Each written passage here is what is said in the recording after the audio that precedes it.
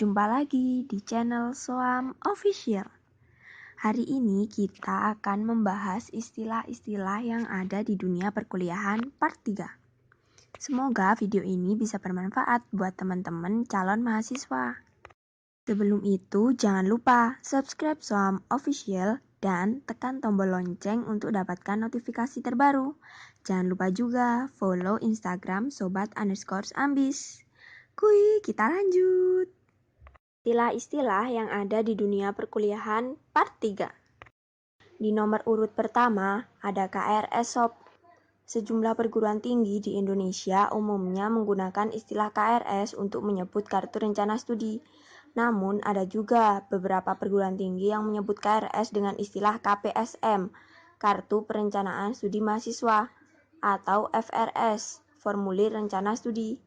KRS ini adalah rekaman mata kuliah yang diambil dalam satu semester sob. Kamu memang dapat merencanakan studi kamu sendiri, tapi alangkah baiknya sebelum memilih mata kuliah, konsultasikan terlebih dahulu dengan pembimbing akademik atau dosen wali. Pengisian KRS dapat dilakukan secara manual maupun secara online. Di nomor urut kedua ada SKS sob, atau Satuan Kredit Semester.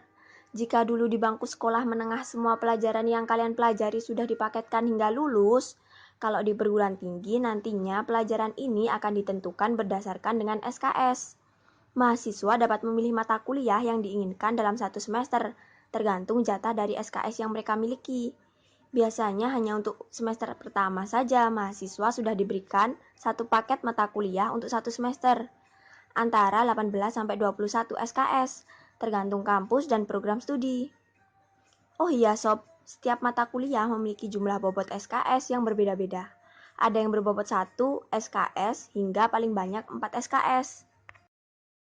Untuk D3, waktu yang harus kalian tempuh adalah 3 tahun atau 6 semester dan harus menyelesaikan kurang lebih 112 SKS. Untuk D4, waktu kuliah yang harus kalian tempuh selama 4 tahun dengan kurang lebih 144 SKS.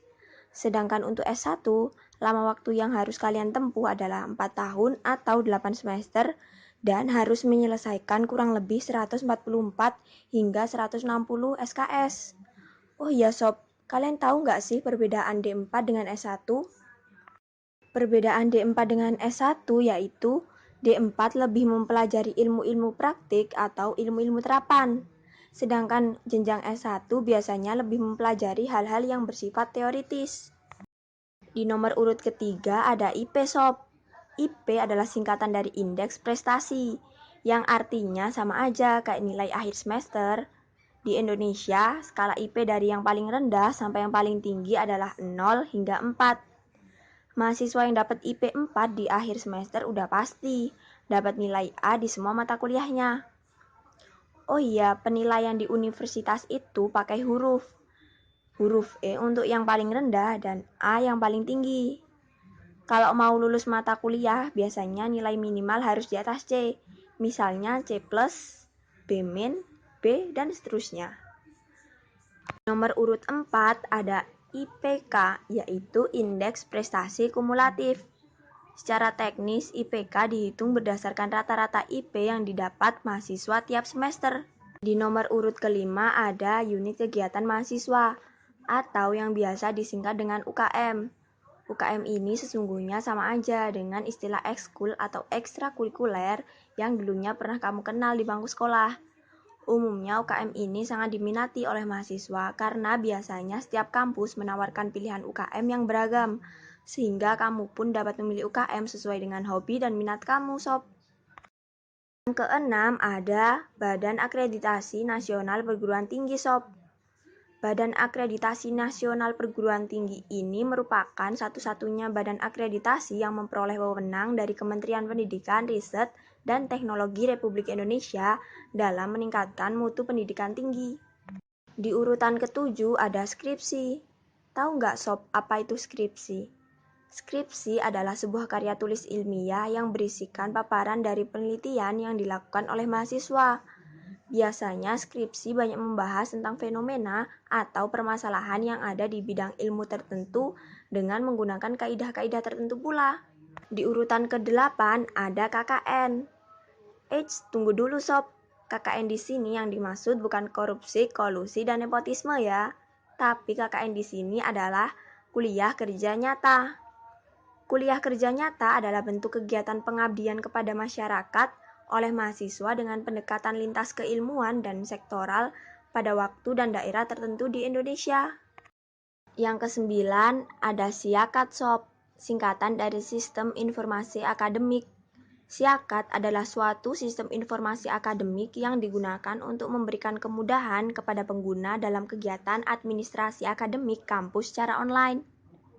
Seperti proses penerimaan mahasiswa baru, pembuatan kurikulum, pembuatan jadwal kuliah, pengisian KRS, pengisian nilai, pengelolaan data dosen dan mahasiswa. Sistem ini juga dapat berfungsi sebagai pendukung untuk analisis data dalam menentukan keputusan kampus.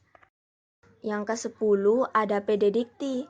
PDDikti adalah sebuah pusat kumpulan data penyelenggara pendidikan tinggi seluruh Indonesia. Data yang ada merupakan hasil sinkronisasi yang dikelola oleh masing-masing perguruan tinggi nasional sob.